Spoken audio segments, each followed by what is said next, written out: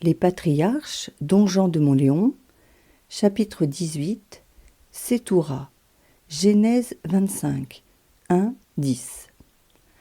Contrairement à tout ce que l'on pouvait prévoir, Abraham, après avoir marié Isaac, prit lui-même une nouvelle épouse. Faut-il penser, demande Origène, qu'un si grand patriarche sentait encore à cet âge les aiguillons de la chair ? Faut-il croire que celui qu'on nous a montré naguère éteint au mouvement naturel sente maintenant revivre en lui les ardeurs de la passion ?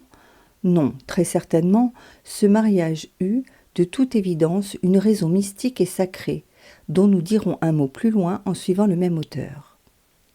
Mais racontons d'abord les faits. Abraham épousa donc, en seconde noces, une femme qui s'appelait Sétoura. D'où venait celle-ci ? Jamais il n'a été question d'elle encore, et elle apparaît brusquement dans le récit de l'Écriture, sans être introduite par aucune généalogie. Cependant, si nous en croyons la tradition des Hébreux, nous la connaissons déjà, et fort bien, car elle ne serait autre qu'Agar l'Égyptienne, l'ancienne servante dont nous avons vu les démêlés avec Sarah. La tradition catholique n'a pas écarté entièrement cette hypothèse. Origène, saint Jérôme, entre autres, lui sont favorables. Elle a pour elle un passage du psaume 82, où l'auteur sacré, en distinguant les Ismaélites des Agaréniens, laisse entendre qu'Agar eut d'autres descendants que ceux d'Ismaël. De plus, on pense généralement que le mot agarénien désigne dans ce texte le peuple connu sous le nom de Madianites. Or, Madian était un fils de Sétoura. Celle-ci se confondrait donc avec Agar. Mais on peut invoquer surtout des raisons de convenance. Il est vraisemblable en effet d'admettre que si Abraham, après la mort de Sarah, sentit le besoin de prendre une autre épouse pour tenir sa maison, il devait vivre encore 20 ans, il y pensait tout naturellement à la femme qui lui avait la première donné un fils. Ce n'est certainement pas sans une peine profonde qu'il avait congédié, lorsque Sarah en avait exprimé le désir formel, et seules des raisons d'ordre supérieur, comme nous l'avons dit, avaient pu le décider à cette séparation. Mais il était trop juste, il avait un cœur trop noble et trop bon pour oublier ensuite Agar et se désintéresser d'elle définitivement. On imagine donc volontiers que, se voyant seul pour ses vieux jours, il ait pensé à la mère d'Ismaël et qu'il l'ait reprise auprès de lui. Mais pourquoi, dira-t-on alors, s'appelle-t-elle maintenant Sétoura ? Et n'est-il fait aucune allusion à Agar ? La vraie raison, il faut bien le dire, est d'ordre mystique, et nous l'indiquerons tout à l'heure. Au sens littéral, ce changement de nom est destiné à faire comprendre qu'Agar dans le désert s'était complètement transformée. Et cette insinuation se part d'une grâce exquise, si l'on sait que Sétoura veut dire en latin turificata, c'est-à-dire celle qui est devenue encens ou parfum.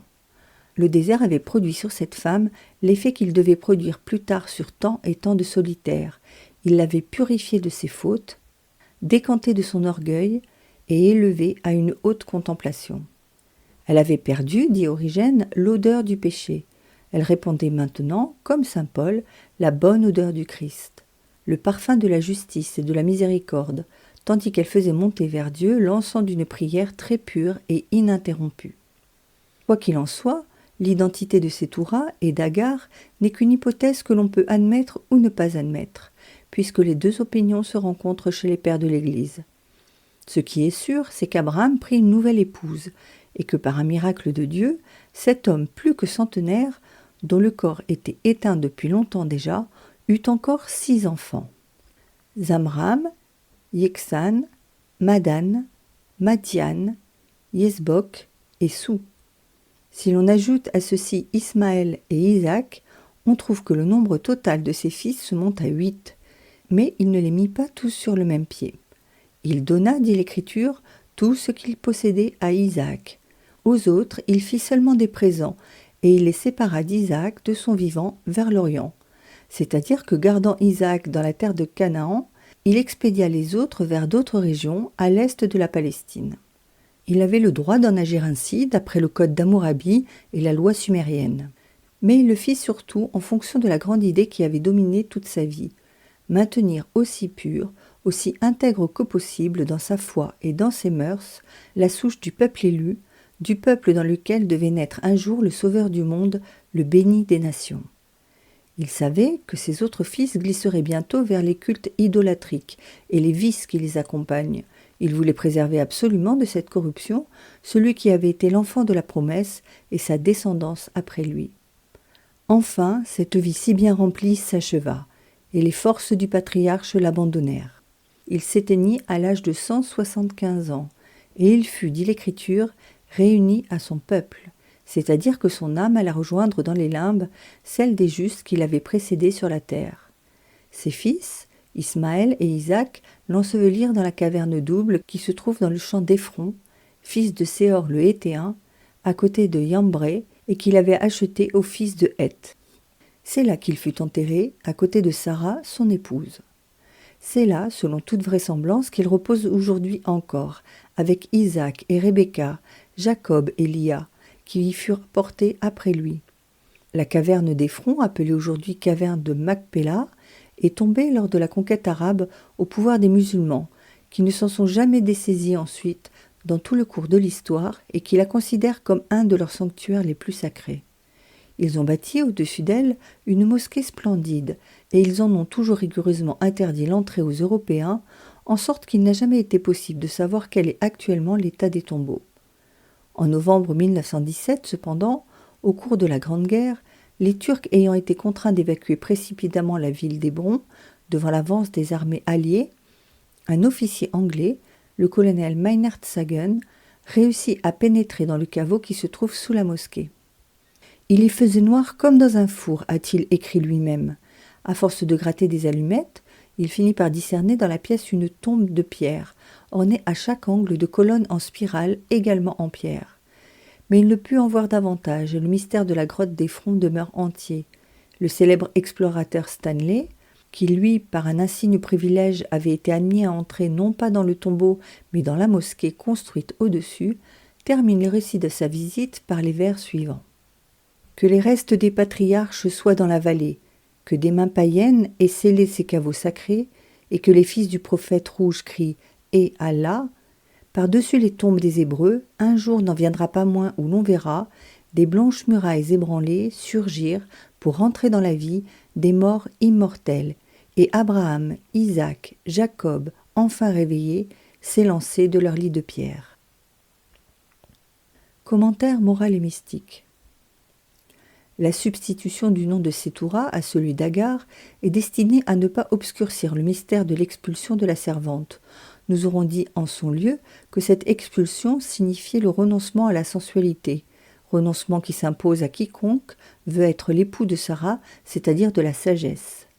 Or, il va de soi que ce renoncement, une fois décidé, doit être définitif, sans repentance. Jamais, spirituellement parlant, le juste ne peut reprendre Agar, parce que jamais l'esprit ne peut accepter raisonnablement de se remettre sous le joug de la chair. Le mariage d'Abraham avec Sétoura montre, écrit Origène, que nulle limite n'est assignée à la sagesse, et que la vieillesse ne met pas un terme au savoir. La mort de Sarah représente la consommation de la vertu. Mais lorsqu'un homme en est arrivé là, lorsqu'il est monté aux plus hautes cimes de la perfection qu'il soit possible d'atteindre ici-bas, lorsqu'il a entièrement dompté sa nature, maîtrisé ses passions, établi en lui le règne de l'esprit, lorsqu'il a agi plus en toute chose que selon l'impulsion de la grâce et conformément à la droite raison, il ne doit pas considérer pour autant que sa tâche est finie et s'endormir sur ses lauriers. Il faut qu'il épouse Sétoura, celle qui vient du désert, celle dont le nom signifie encens ou parfum, et qu'il fasse de sa vie une prière perpétuelle. Alors il portera de nouveaux fruits. Il en portera d'autant plus que, comme celui d'Abraham, son corps sera éteint et que ses membres seront morts. Car, ajoute Origène, à nos sens sont bien plus capables de recevoir la sagesse quand nous portons la mort du Christ dans notre corps mortel. Le même auteur dit encore : les mariages des patriarches désignent symboliquement dans l'Écriture les progrès des saints. Aussi, dans ces mariages, vous pouvez être le mari si vous voulez, si par exemple vous exercez l'hospitalité de grand cœur. C'est elle l'hospitalité que vous prenez pour ainsi dire pour épouse, et si vous lui ajoutez le soin des pauvres, c'est comme une seconde épouse que vous prenez. Si vous y joignez la patience, la douceur et les autres vertus, vous aurez pris autant d'épouses que vous avez de vertus. Fin du livre 1. Le livre 2, à suivre, traitera d'Isaac et de Jacob.